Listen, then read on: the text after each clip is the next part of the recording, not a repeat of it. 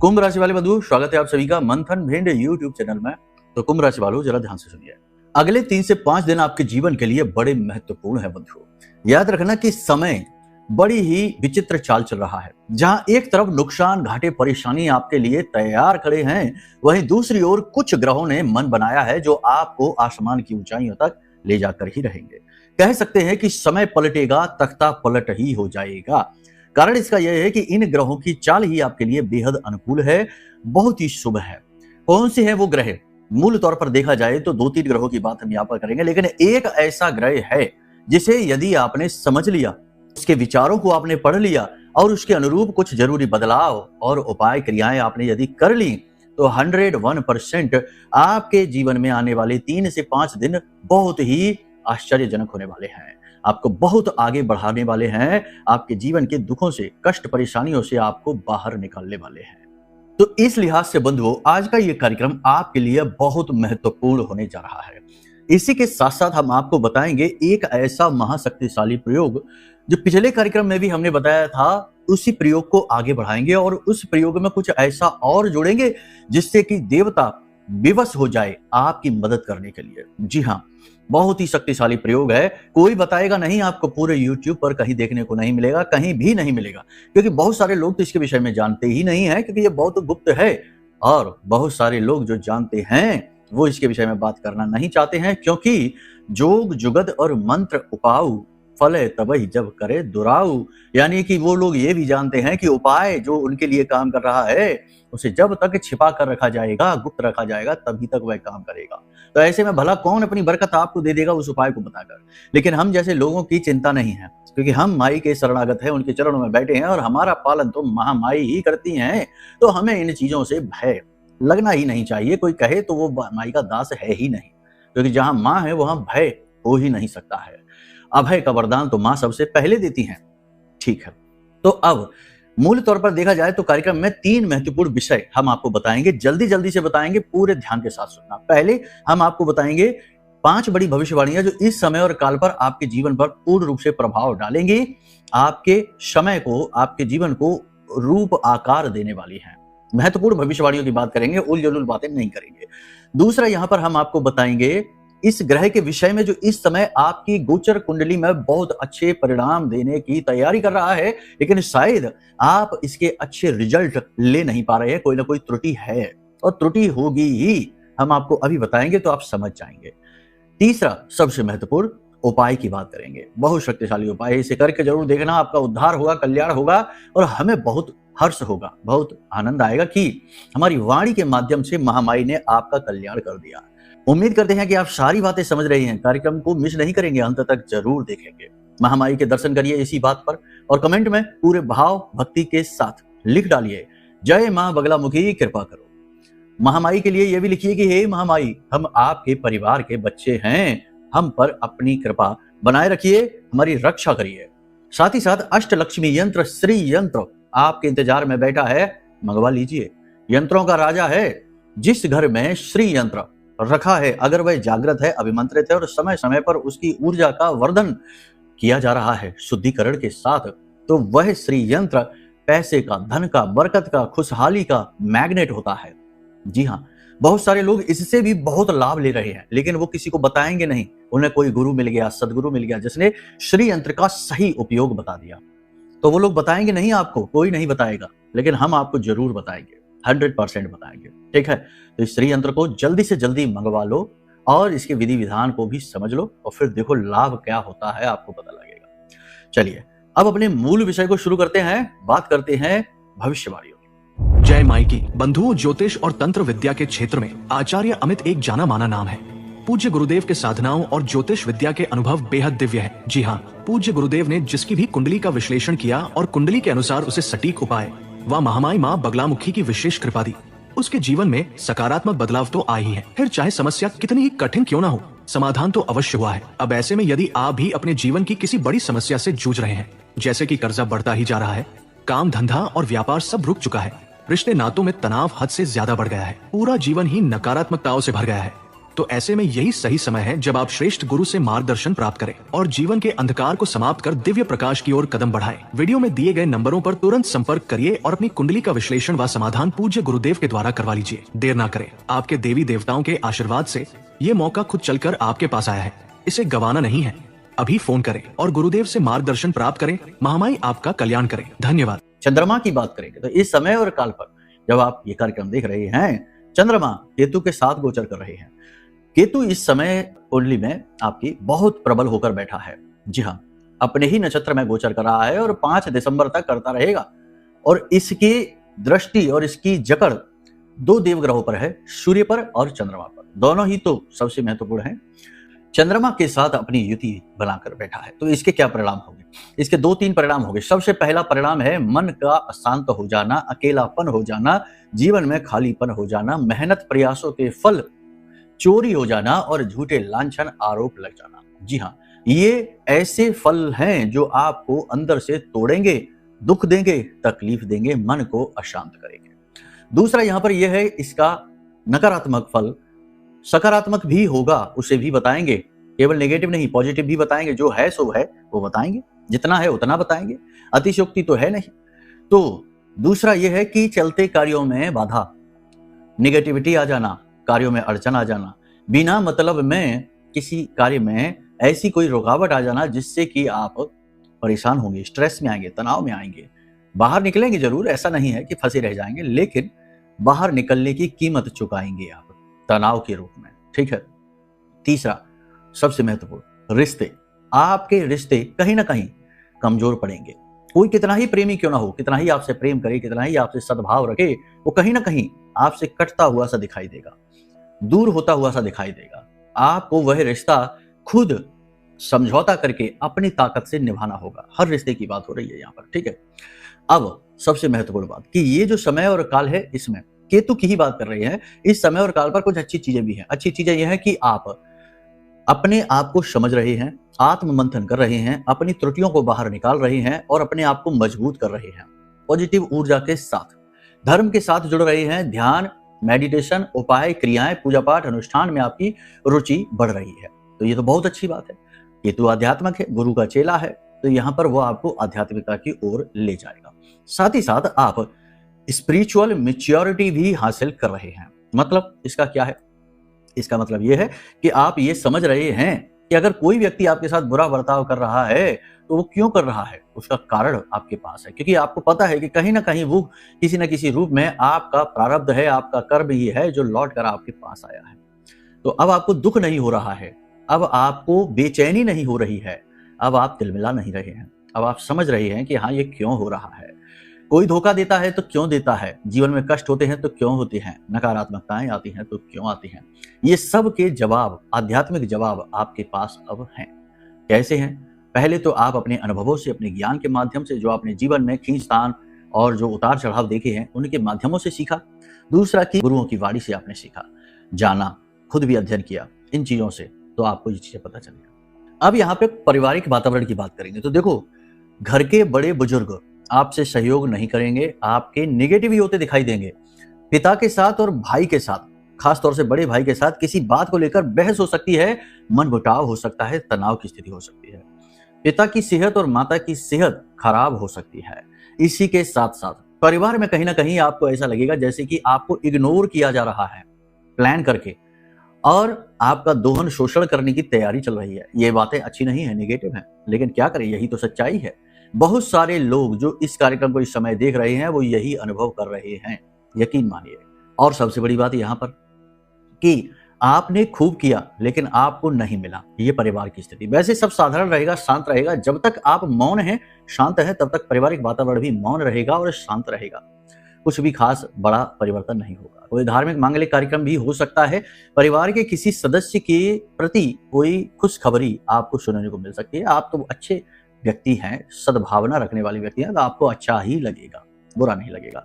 तो ये अच्छी बात है। परिवार में कोई मेहमान आने वाला है अगले 3 से 5 दिनों में, जिससे परिवार का वातावरण हल्का हो जाएगा। लेकिन फिर भी अंतर गहराइयों में तनाव के बादल मंडराते ही रहेंगे। अगर बात करें बिजनेस व्यवसाय की, तो बिजनेस व्यवसाय के लिए समय अच्छा है, शुक्र अच्छी स्थिति में है, धन का आगमन होगा, व्यापार अच्छा चलेगा, पैसे का फ्लो बढ़िया होगा, सेल्स अच्छी होगी, मार्केटिंग अच्छी होगी। आपका बाजार में, आप जिस भी मार्केट में काम करते हैं, जो भी आपका फील्ड है, वहां पर आपके अपने फील्ड में आपका नाम होगा, वर्चस्व बढ़ेगा, जो कि अच्छी ही बात है, बहुत अच्छा है। लेकिन इसमें भी कुछ छोटी छोटी सी समस्याएं जरूर है। देखो, अब कुछ लोग कहेंगे कि लो आप तो निगेटिव बोलते हैं, तो ऐसा नहीं है। जीवन हमेशा द्विष भाव में चलता है। अगर कहीं दिया है और वो प्रकाश भी दे रहा है, तो दिया के तले अंधेरा भी है, छाया भी है। सूर्य खूब प्रकाश देता है, पूरी पृथ्वी को देता है, लेकिन पृथ्वी के दूसरी तरफ अंधकार भी होता है। जहां प्रकाश है वहां छाया भी है। तो अब अगर हम सीधी सीधी और अच्छी अच्छी बातें ही करके चले जाएं, तो बुरी बात कौन बताएगा? उसके लिए कोई अलग से व्यक्ति आएगा क्या? बुरी बात बताने से लोग बचते हैं, इग्नोर करते हैं, और इसी को कहते हैं बहकाना। फिर लोग फंस जाते हैं। तो यहाँ पर क्या है? यहाँ पर बुरा यह है, नेगेटिव यह है कि यहाँ पर आपके साथ व्यापारिक छल होगा। लोग अपनेपन का दिखावा करेंगे, आपकी चीजें, आपके पैसे, आपके संसाधन लेने की कोशिश करेंगे, आपकी मान सम्मान और छवि भी खराब करने की कोशिश करेंगे, पीठ के पीछे आपके खिलाफ चर्चाएं भी करेंगे। इसी के साथ साथ बिजनेस में अगर कोई पार्टनरशिप का ऑफर आया, किसी ने पैसा डाला, या फिर आपने ही कोई नई योजना पर कार्य शुरू किया है, तो थोड़ा सा सावधान रहने की जरूरत है, क्योंकि अचानक से किसी प्रकार की कोई बुरी खबर, कोई लॉस, कोई झटका लग सकता है। ठीक है, ज्यादा डरने की जरूरत नहीं है, आप बिजनेस में तरक्की करेंगे, ये बात भी निश्चित है। ठीक है, लेकिन एक चीज जरूर है कि अपनी कुंडली भी जरूर दिखा लेना कि कुंडली में दशम की क्या स्थिति है, 11वीं की क्या स्थिति है, और भी बहुत सारी चीजें हैं, शुक्र की क्या स्थिति है, बुध की क्या स्थिति है, देख लेंगे। और अगर कुछ दोष से कोई समस्या है तो उपाय दे देंगे, तो बहुत तरक्की होगी, आगे बढ़ते ही जाओगे। ठीक है, बिजनेस में कोई आप नई योजना पर कार्य कर सकते हैं, बिजनेस बढ़ाने का मौका, अवसर आपको मिलेगा, पैसा जो कुछ भी चाहते हैं वो सहायताएं आपको अवश्य मिलेगी। ठीक है, अब बात करते हैं नौकरी के। जो लोग नौकरी कर रहे हैं, पहले तो जो नौकरी चाहते हैं कि भैया रोजगार मिल जाए, घर पर बैठे हैं लंबे समय से, उनकी नौकरी लगने के पूरे योग हैं। जी हाँ, शुरू हो चुका है। लेकिन एक बात जरूर है कि होते होते काम बिगड़ भी सकता है, बनता बनता काम अंत में जाके बिगड़ भी सकता है। जागरूकता, अलर्टनेस बहुत जरूरी है, और प्रयास पूर्ण रूप से करने होंगे। प्रयासों में कोई कोताही, कमी नहीं, हजम नहीं होगी। ठीक है, तो नौकरी लगने के पूरे अवसर हैं, प्रयास करते रहिए, पहली चीज। दूसरी चीज, जो नौकरी बदलना चाहते हैं, अभी ना बदलो, अच्छा समय बदलने के लिए नहीं है। ठीक है, जहां हो जैसे हो, प्लानिंग करते रहो, लेकिन रुके रहो जहां हो जैसे हो। तीसरा, नौकरी में बदलाव, नौकरी जो कर रहे हो उसी नौकरी में पदोन्नति हो सकती है, ट्रांसफर हो सकता है, या फिर कार्य में जिम्मेदारियों में परिवर्तन हो सकता है। जो भी कुछ होगा आपके अच्छे के लिए ही होगा। ठीक है, संतुष्टि तो आपको रखनी ही पड़ेगी। इसी के साथ साथ उच्च अधिकारी भी आपका फेवर करते नजर आएंगे, आपसे सहमत होंगे, आपको अच्छा फील कराएंगे। साथ ही साथ सबसे महत्वपूर्ण बात यह है कि कुछ निगेटिविटी यहाँ पर भी है। सहकर्मी जो आपसे जलते हैं वो परेशान आपको करेंगे, आपकी गलतियां बाहर निकालने की कोशिश करेंगे। इसी के साथ साथ आपके द्वारा किए गए काम का क्रेडिट कोई और ले जाएगा, यह भी एक बात होगी। तीसरा और सबसे महत्वपूर्ण यहाँ पर यह रहेगा कि अचानक से आपके उच्च अधिकारी जो है ना, उनके कोई कान भर सकता है, चुगली कर सकता है। कार्यस्थल के वातावरण को आप पूरी ताकत लगाकर पॉजिटिव बनाने की कोशिश कर रहे हैं, और कोई आएगा जो इस वातावरण को ध्वस्त करके चला जाएगा, नेगेटिविटी फैलाकर चला जाएगा। तो थोड़ा सा नौकरी पर मेहनत करनी पड़ेगी, उच्च अधिकारियों की हाँ में हाँ मिलानी पड़ेगी, और समय से ज्यादा कार्य भी करना पड़ सकता है। अगर करना पड़े तो अभी आप करो। ठीक है, कुछ समय के लिए, कम से कम 30 तारीख तक तो करो ही। 30 के बाद फिर देखते हैं, क्योंकि फिर बुध का गोचर हो जाएगा, सूर्य के साथ आ जाएंगे, आदित्य योग बना देंगे, बुधादित्य योग बनेगा, अच्छा योग रहेगा, लाभ मिलेंगे। उच्च के सूर्य के साथ बुध बहुत अच्छे लाभ देंगे।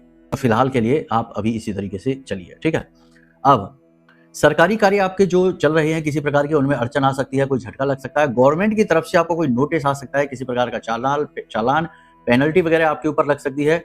इसी प्रकार से देखा जाए तो आपको थोड़ा सा अपने डॉक्यूमेंट्स को साइन करते समय, हस्ताक्षर करते समय अलर्ट रहना है।